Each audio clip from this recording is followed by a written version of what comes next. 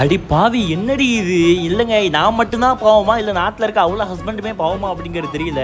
So என்னன்னா என் wife ரோட்டில் போய்கிட்டு இருக்கும்போது எனக்கு ரொம்ப ஹாட்டாக இருக்குதுங்க, ஏதாச்சும் குடிக்க வாங்கி தான் சொன்னாங்க சொல்லிட்டு ஒரு ஃப்ரூட் அதாவது வந்துட்டு ஃப்ரூட் ஜூஸ் கடையை வந்துட்டு அவங்களே காமிச்சு அங்கே போய்ட்டு ஜூஸு ஃபலூடா அப்படிங்கிற மாதிரி எல்லாமே ஆர்டர் போட்டு சாப்பிட்டுக்கிட்டாங்க. சரி இதோட முடிஞ்சுதான் அப்படிங்கிற மாதிரி பார்த்தா திடீர்னு சொல்கிறாங்க என்னங்க நீங்கள் வந்துட்டு ரோட்டில் நிற்கிறனால வந்துட்டு ஜூஸ் கொடுத்து சமாளிச்சிங்க, வீட்டுக்கு போனால் அப்படின்னாங்க. என்ன வீட்டுக்கு போனால் லெமன் ஜூஸ் வேணுமா அப்படிங்கிற மாதிரி நான் கேட்டேங்க.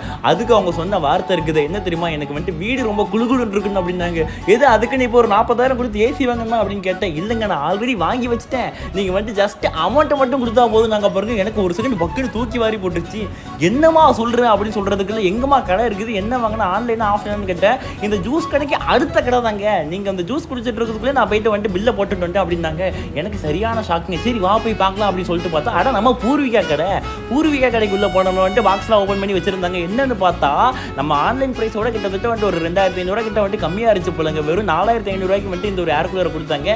சரி ஓகே இப்போ அடிக்கிற வெயிலுக்கு ஏசி வாங்க முடியாட்டி பார்த்தீங்கன்னா வந்துட்டு இந்த ஏர் கூலர் நமக்கு யூஸ் ஆகாமல் அப்படிங்கிற மாதிரி சொல்லி வாங்கிட்டேன்.